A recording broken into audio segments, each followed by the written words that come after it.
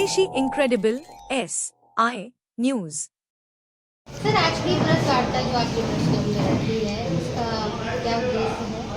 जनता दल की नीतियों कार्यक्रमों को हम लोग आगे बढ़ाने के लिए और जो पार्टी का संगठन है उसको सक्रिय और मजबूत बनाने के लिए और आप लोगों से रूबरू होने के लिए होली के बाद, क्योंकि हमने कहा कि सबसे भेंट हो जाए तो एक प्रकार से होली मिलन भी हो जाएगा और भेंट वार्ता भी हो जाएगी, यही उद्देश्य था। और क्या क्या एजेंडे लेके आपका दल चल रहा है आने वाले समय जो में? किसानों के सवाल हैं, नौजवानों के सवाल हैं, आम जनता के जो बुनियादी सवाल हैं, उन पर हम लोग कार्यक्रम बनाते हैं और कार्यक्रम आंदोलन चलाने का भी काम करते हैं। हम लोगों ने भी नारा दिया है कि चाहे माना सरकार हमारी है, दस्तूर पुराना जाए, वादा निभाओ। जो हमारा आंदोलन है, आज़ादी के आंदोलन की जो विरासत है, समाजवादी आंदोलन की जो विरासत है, उसको हम लोग आगे बढ़ाने का काम कर रहे हैं।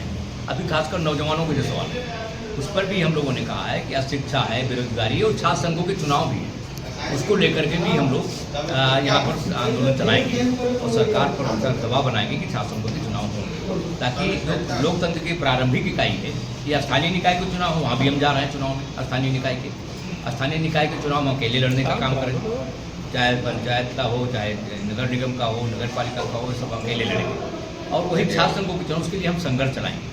2002 से 2007 तक भी लोगों ने आंदोलन चलाया छात्र संघों की बहाली के लिए, और 7 से लेकर 12 तक जो मायावती की सरकार थी उसमें भी हम लोगों ने बहराइच में एक बड़ी सभा किया, औरैया में हम लोगों ने किया, गाजियाबाद में किया, और छात्र संघों के चुनाव के लिए जो आंदोलन चल रहा था उस पर अखिलेश यादव आ गए सत्ता में।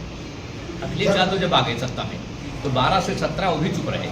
तो इसलिए हम लोग छात्र संघों के चुनाव को लेकर के, बेरोजगारी के सवाल को लेकर, शिक्षा के सवाल को लेकर, और देवगौड़ा जी ने जो नीतियाँ बनाई है अपने प्रधानमंत्रित्व काल में, उन नीतियों को भी हम कार्यान्वित कराने का काम करेंगे और सरकार की जो जन कल्याणकारी नीतियाँ हैं उसको भी हम जनता के बीच ले जाने का काम करेंगे। सर, ये बताइए, जो अभी महाकुंभ हुआ है, इतना बड़ा आयोजन हुआ है महाकुंभ का, इसके बारे में आप क्या बोलेंगे? उत्तर प्रदेश सरकार को हम बधाई देंगे और आयोजकों को बधाई देंगे।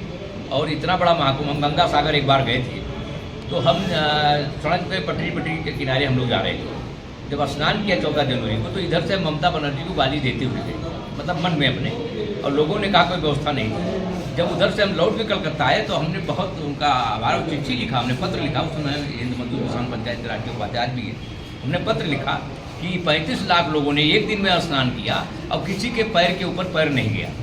आज भी हम जो महाकुंभ का आयोजन है और जिस तरीके से लोग आए, खासकर चूँकि अब हम उस पर, चूँकि सबके धार्मिक कार्यक्रम है, हम तो चाहते हैं कि जिसके भी धार्मिक जो कार्यक्रम है वो कार्यक्रम करें और आगे बढ़ाएं। हम उत्तर प्रदेश सरकार को इस महाकुंभ के आयोजन के लिए, सफलता के लिए उनको बधाई। जैसा कि आपका दल जो है एक बृहद है, लेकिन फिर भी आपकी उपेक्षा क्यों की जाती है सर? हमारी उपेक्षा हमको अध्यक्ष बनाया और सुनिए, जहाँ भी आज सभी हमारे जो दोस्त लोग, मित्र लोग हैं, सभी जानते हैं कि जब हम राजनीति में आए तो सीधे हम स्टेट में आए। जब सरकार बनी केंद्र में तो हम राष्ट्रीय महामंत्री हो गए। बड़ा दल था, मुलायम सिंह जी स्टेट में थे, प्रदेश अध्यक्ष थे, राजेंद्र चौधरी जी उसी दफ्तर केंद्र में बैठते थे हमारे साथ, उसी में और लोग बैठते थे। तो कहने का मतलब है, तो उसमें भी हम राष्ट्रीय पदाधिकारी थे। बाद में 93 में जब जनता दल बीपी सिंह, अजीत सिंह, हम लोग एक हो गए, तो मुलायम सिंह जी काशीराम जी के साथ चले, तो उसमें हम लोगों का अलायंस टूटा। फिर जो है, जो आगे चल करके जो भी जो पद है, मैं प्रदेश अध्यक्ष रहा और राष्ट्रीय पदाधिकारी रहा, तो उपेक्षा हमारी कभी नहीं। संगठन में जो उनको हमें देना था वो हमें दे रहे हैं, और हमारी उपयोगिता जहाँ पर है वहाँ वो हमारी इज्जत दे रहे हैं। देश की अर्थव्यवस्था इस समय डामाडोल स्थिति में है, उस विषय में आप क्या? देखिए, हम लोग 1991 सदी जैसे चर्चा हुई, आर्थिक उदारीकरण के खिलाफ थे।